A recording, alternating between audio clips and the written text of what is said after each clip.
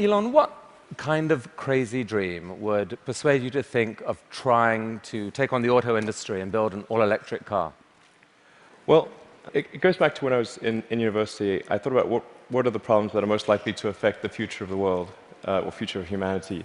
I think it's extremely important that we have sustainable transport and sustainable energy production. That sort of overall sustainable energy problem is the biggest problem that we have to solve this century. Independent of environmental concerns, in fact, even if producing CO2 is good for the environment, given that we're going to run out of hydrocarbons, we need to find some sustainable means of operating. But most of American electricity comes from burning fossil fuels. How can an electric car that plugs into that electricity help? Right. There's two elements to that answer. One is that even if you take the same source fuel and produce power at the power plant and use it to charge electric cars, you're still better off. So if you take, say, natural gas, which seems the most prevalent hydrocarbon source fuel, if you burn that in a modern General Electric natural gas turbine, you'll get about 60% efficiency. If you put that same fuel in an internal combustion engine car, you get about 20% efficiency. And the reason is, in the stationary power plant, you can afford to have something that weighs a lot more, is voluminous, and you can take the waste heat and run a steam turbine to generate a secondary power source. So, in effect, even if you take in transmission losses into account and everything, even using the same source fuel, you're at least twice as better off charging an electric car than burning it at the power plant. Okay. That scale delivers efficiency. Yes, Yeah. it does. And then the other point is we have to have sustainable means of power generation anyway, electricity generation. So given that we have to solve sustainable electricity generation, then it makes sense for us to have electric cars as the mode of transport. So we've got some video here of the Tesla being assembled, which if you could play that first video. So what is innovative about this process in this vehicle? Sure. So in order to accelerate the advent of electric transport, and I should say that I think actually all modes of transport will become fully electric, with the ironic exception of rockets. There's just no way around Newton's third law. The question is, how do you accelerate the advent of electric transport? And in order to do that for cars, you have to come up with a really energy-efficient car. So that means making it incredibly light. And so what you're seeing here is the only all-aluminum body and chassis car made in North America. In fact, we applied a lot of rocket design techniques to make the car light despite having a very large battery pack.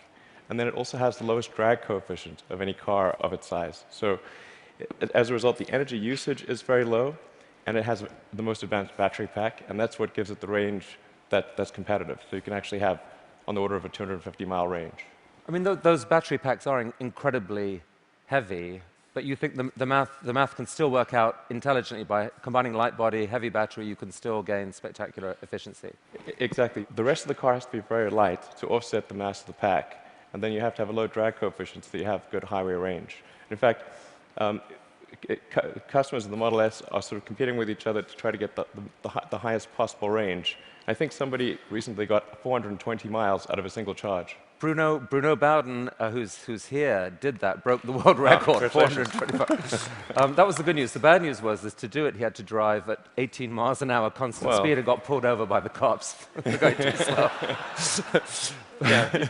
I mean, you can certainly drive, if you drive at sort of 65 miles an hour under normal conditions, 250 miles is a reasonable number. Let's show that second video showing the Tesla in action on ice. Not at all a dig at the New York Times, this, by the way. What is the most surprising thing about the experience of driving the car? In creating an electric car, the responsiveness of the car is really incredible. So we want to really have people feel as though they've almost got a mind meld with the car. So you just feel like you and the car are kind of one. And as you corner and accelerate, it just happens, like the car has ESP. You can do that with an electric car because of its responsiveness. You can't do that with a gasoline car. I think that's really a profound difference, and people only experience that when they have a test drive. I mean, this is a beautiful but expensive car. Is there a roadmap where this becomes a mass-market vehicle? Yeah, the goal of Tesla has always been to have a sort of a three-step process where version 1 was an expensive car in low volume, version 2 is sort of medium price and medium volume, and then version 3 would be low price, high volume. So we're at step 2 at this point. So we had a $100,000 sports car, which was the Roadster. Then we've got the Model S, which starts at around $50,000. And our third generation car, which will hopefully be out in about 3 or 4 years, will be a $30,000 car. But whenever you've got really new technology, it generally takes about 3 major versions in order to make it a compelling mass market product. And so I think we're making progress in that direction, and I feel confident that we'll get there. I mean, right now, if you've got a short commute, you drive, you can get back, you can charge at home. There isn't a huge nationwide network of charging stations now that are fast. Do you see that coming, really, truly, or just on a few key routes? There actually are far more charging stations than people realize.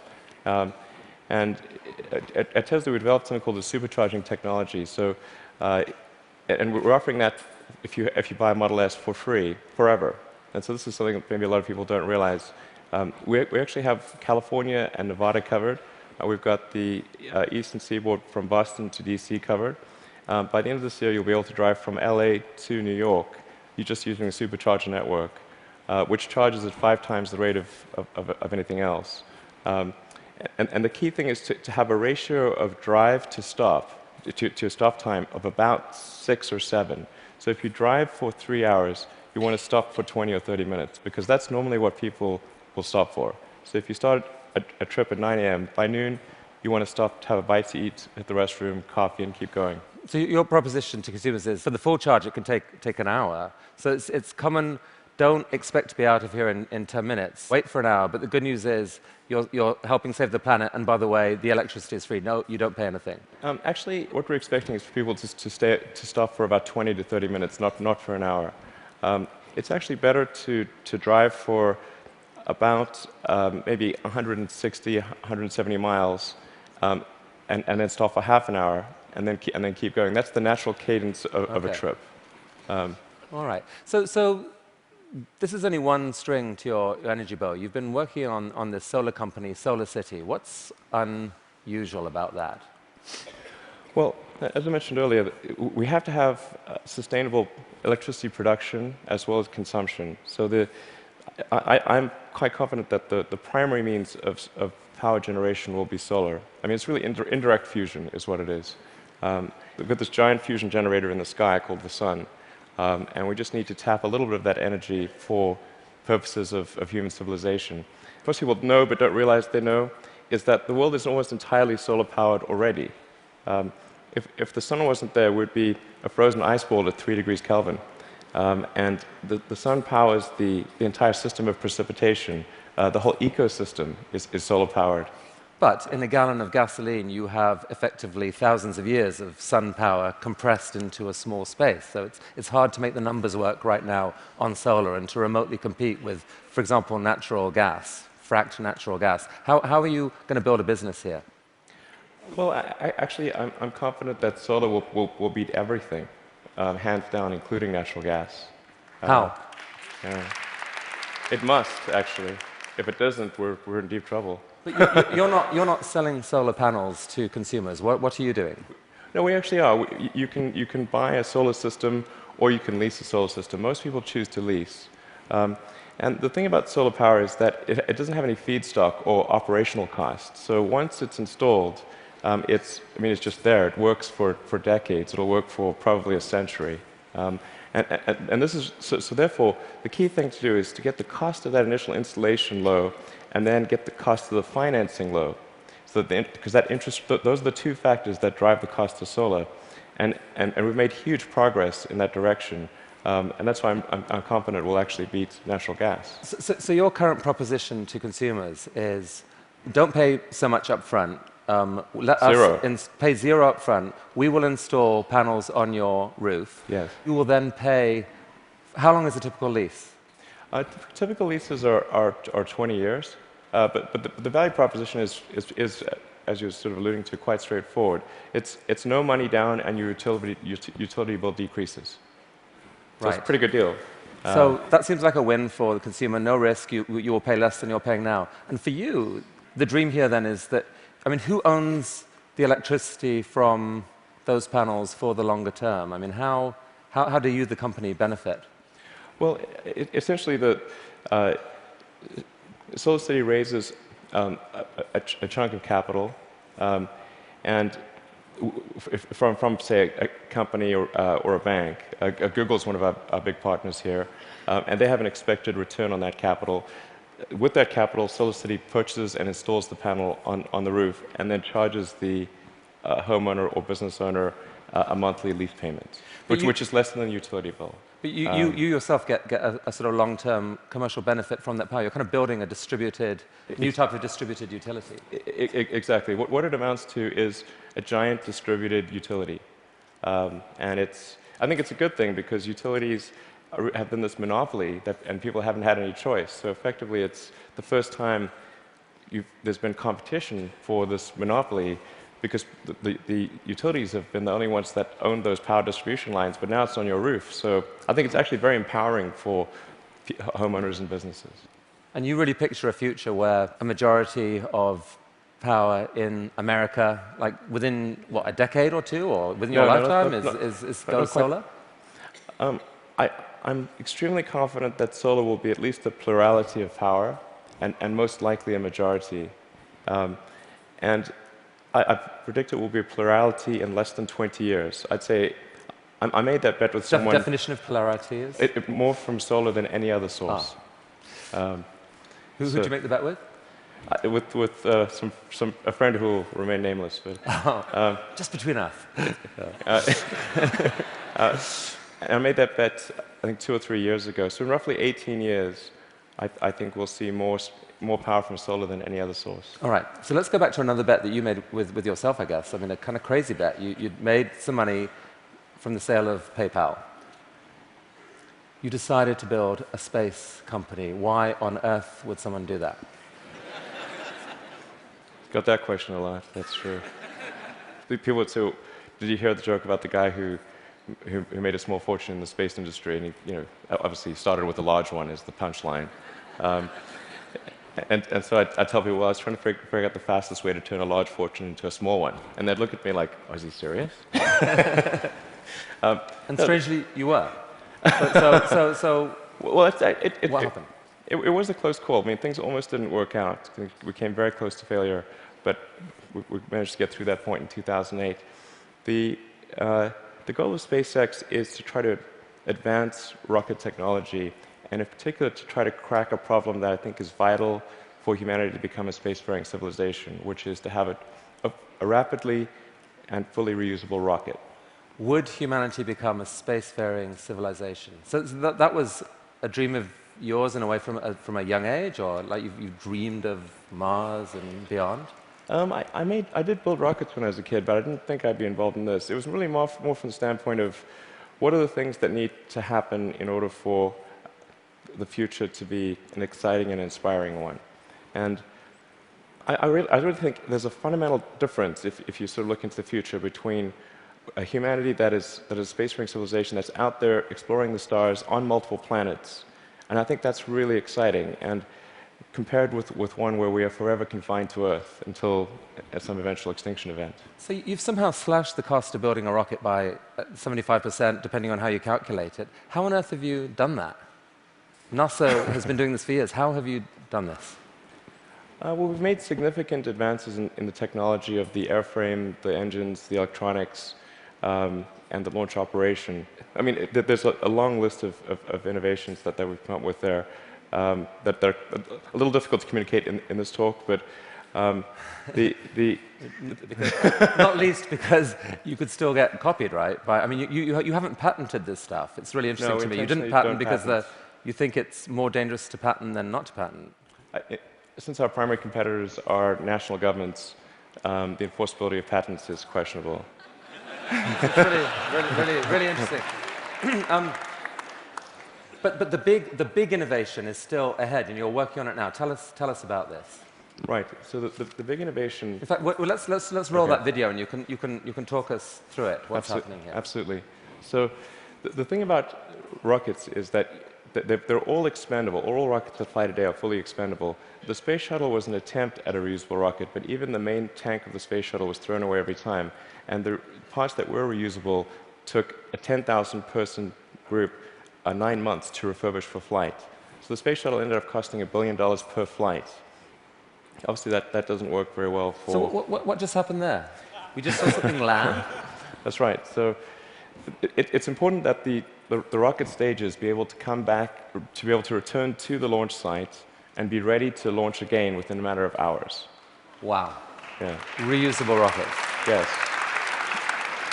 And so what a lot of people don't realize is the cost of the fuel, of the propellant, is very small. It's much like on a jet. So the cost of the propellant is about 0.3% of the cost of the rocket.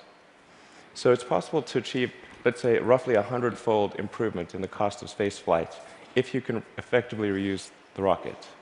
That's why it's so important. Every mode of transport that we use, whether it's planes, trains, automobiles, bikes, horses, is reusable, but not rockets. So we must solve this problem in order to become a spacefaring civilization.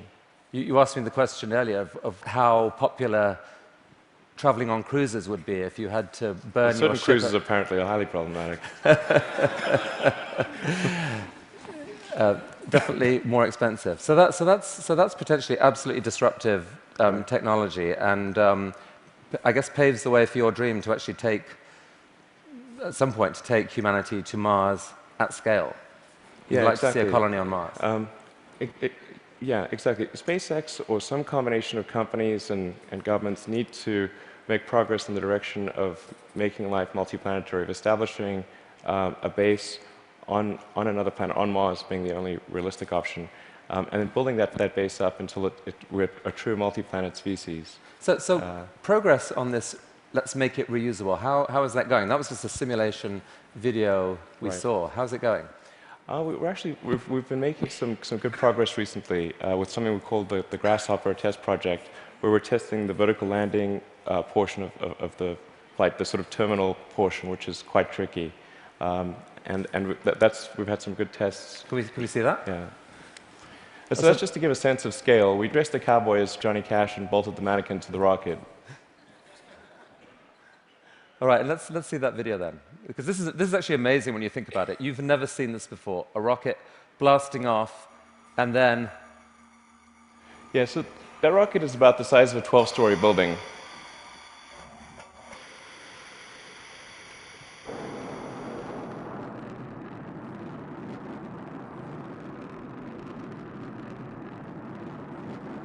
So now it's hovering at about 40 meters.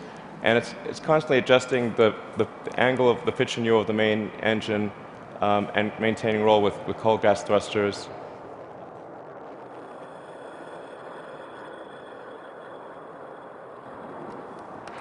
How cool is that?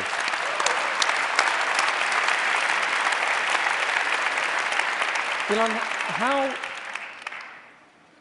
how have you done this? These projects are so... These PayPal...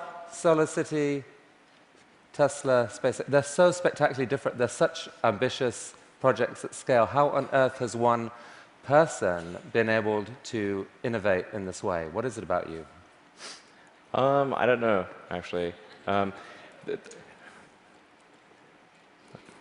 don't have a good answer for you. I work a lot. I mean, and a lot. Well, I have a theory. I have a theory. All right. My theory is that you have an ability to think at a system level of design that pull together design, technology, and business. So if TED was TBD, design, technology, business, into one package, synthesize it in a way that very few people can, and this is the critical thing, feel so damn confident in that click-together package that you take crazy risks. You bet your fortune on it, and you seem to have done that multiple times. I mean, almost no one can do that. Can we have some of that secret sauce? Can we put it into our education system? Can someone learn from you? It is truly amazing what you've done. Oh, thanks. Thank you. Well, I do think there's a good framework for thinking is physics. You know, the sort of first principles reasoning. I mean, generally, I think there are. What I mean by that is. Boil things down to their fundamental truths and reason up from there, as opposed to reasoning by analogy. Through most of our life, we get through life by reasoning by analogy, which essentially means kind of copying what other people do with slight variations. And you have to do that, otherwise it's mentally, you wouldn't be able to get through the day. But when you want to do something new, you have to apply the physics approach. And physics has really sort of figured out how to discover new things that are counterintuitive, like quantum mechanics. It's really counterintuitive. So I think that's an important thing to do. And then also to really pay attention to negative feedback and solicit it, particularly from friends. This may sound like sort of simple advice, but hardly anyone does that, and it's incredibly helpful. Boys and girls watching, study physics. Learn from this man. Elon Musk, I wish we had all day, all right. But thank you so much for coming Thank you. today. Thank you. That was awesome. It was really, really cool. Look at that. Just think about it. That was fantastic. Thank you so much.